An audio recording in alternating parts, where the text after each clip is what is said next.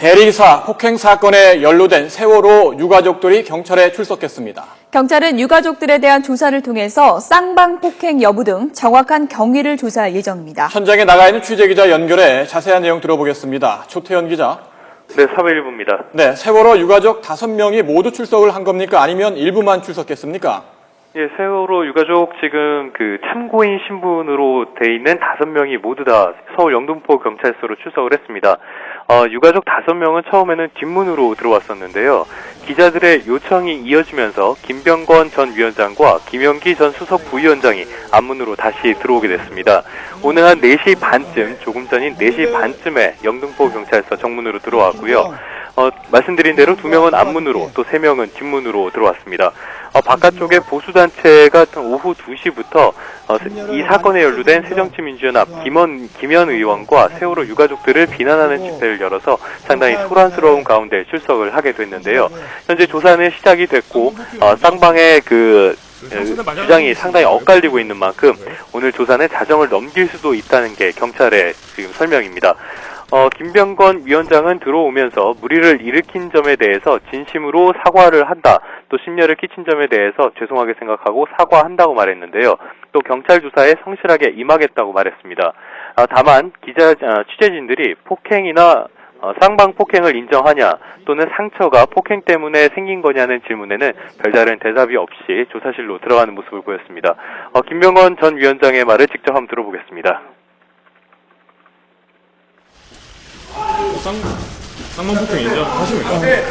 무리를 일으킨 점 국민과 유가족께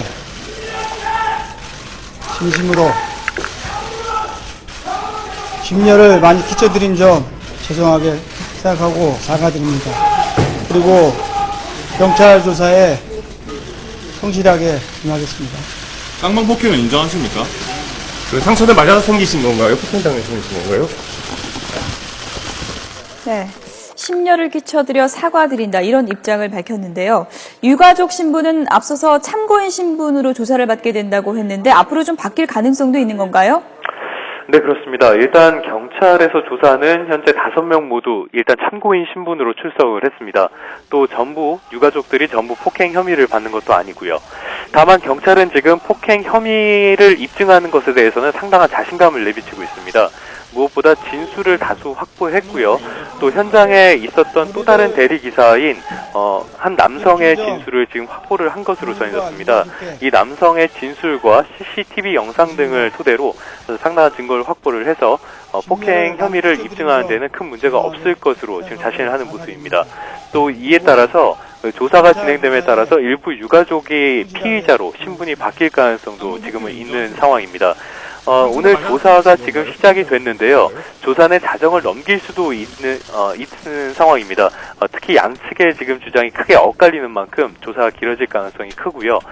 추가 조사도 또 추가 소환도 이뤄질 가능성이 있습니다. 네, 양측의 주장이 엇갈리고 있다고 전했는데 그렇다면은 폭행 현장에서 어떤 문제가 있었는지 쟁점은 무엇이었는지 정리를 해볼까요? 예, 최대 쟁점은 양측의 주장이 지금 엇갈리고 있다는 점입니다. 일부 세월호 유가족이 부상으로 입원을 하기도 했는데요. 세월호 유가족들의 설명은 일방적인 폭행이 아니었고 쌍방 폭행이었다는 겁니다. 서로 폭행을 했다는 건데요. 반면에 폭행을 당한 것으로 알려진 대리기사와 또 말리다가 폭행을 당한 행인들은 일방적으로 폭행을 당했다 이런 진술을 일관적으로 하고 있습니다. 세월호 유가족들은 부상을 토대로 입원을 하기도 했습니다.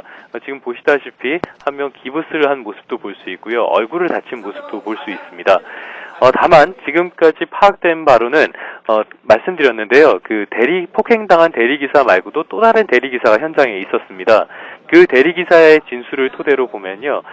현재 세월호 유가족들이 행인과 대리기사를 좀 일방적으로 폭행을 했다는 진술을 하고 있어서 경찰 역시 세월호 유가족들이 먼저 폭행을 한 그 가능성이 높은 것으로 보고 있습니다. 또 김영기 수석 부위원장은 치아가 부러지는 부상을 입었는데요. 세월호 유가족들이 초기에는 쌍방 폭행 과정에서 부상을 입었다 이렇게 설명을 했었습니다. 다만 경찰은 치아가 부러진 김영기 수석 부위원장이 이렇게 몸싸움을 하는 과정에서 넘어지면서 치아가 부러졌다는 진술과 영상을 확보한 것으로 전해졌습니다. 또 여기에 더해서 그 상호 폭행에 말려든 그 행인 2명은 이 행위 자체가 싸움을 말리는 과정이었기 때문에 면책 대상이 될 수 있다고 보고 면책을 하는 방안도 역시 적극적으로 검토하고 있는 것으로 전해졌습니다. 지금까지 사회부에서 YTN 조태현입니다.